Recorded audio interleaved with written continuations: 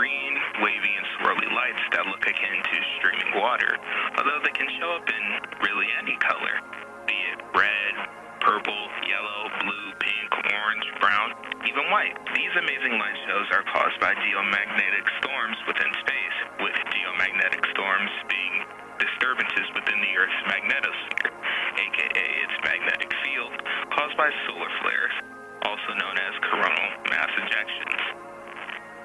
These solar flares eject large amounts of plasma into space that blast past most planets, however do not directly hit Earth due to our magnetic field. Instead, this plasma is pushed behind Earth towards the other planets like Mars or Jupiter, or they are pushed to the poles of the planet, causing what we know as the auroras.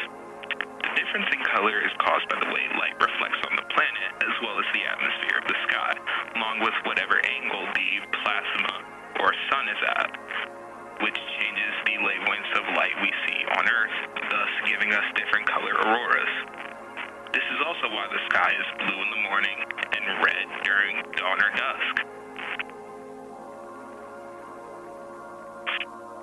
Fun facts.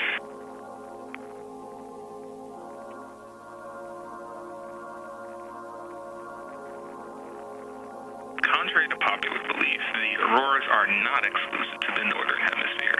While they are most commonly seen in northern Canada, Alaska, Scandinavia, including Iceland and Greenland, and northern Russia, the plasma is also pulled to the South Pole, as mentioned before, causing a similar phenomenon, the aurora australis, or the southern lights, as opposed to the northern lights name of the aurora borealis, which can be seen from Antarctica, Australia, New Zealand, southern Chile, and southern Argentina.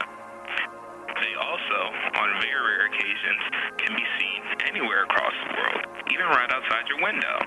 This usually only happens after a strong solar flare, such as the one that caused the 1853 Carrington event, which caused auroras so bright that birds began to chirp and people woke up and went into their jobs in the very middle of the night.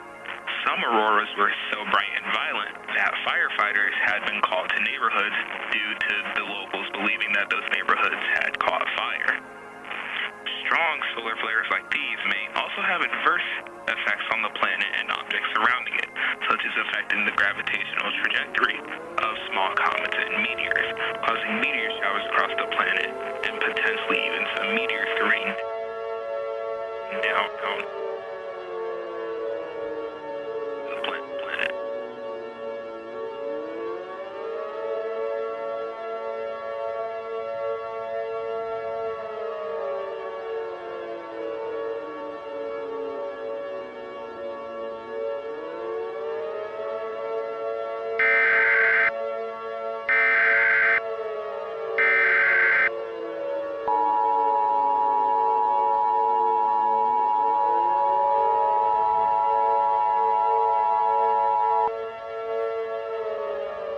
The following message is transmitted at the request of the Freeport Police Department, the Stevenson County Emergency Management, and National Aeronautics and Space Administration.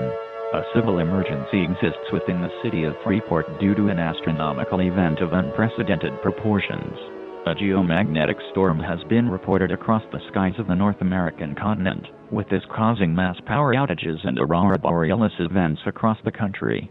This solar storm has also had the adverse effects of disrupting the orbits of meteors, causing meteor showers across northern Illinois.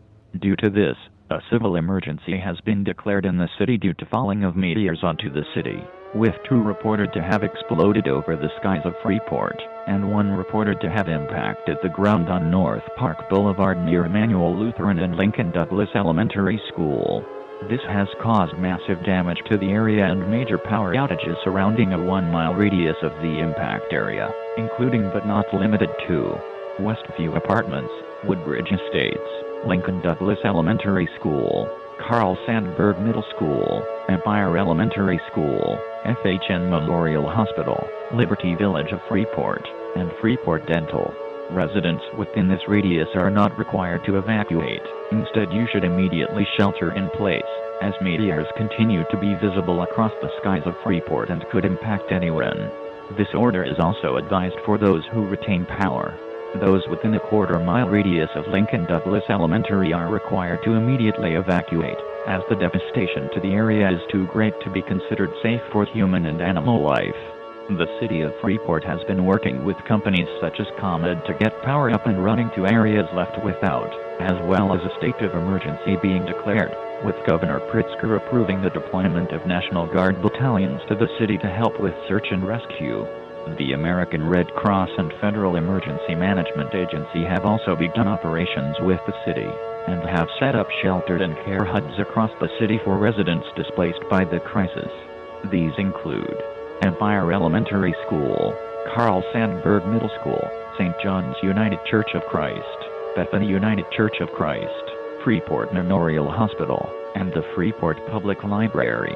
More sheltered and care hubs will be set up as time goes on, so it is advised that you remain vigilant and tuned to media outlets for further information.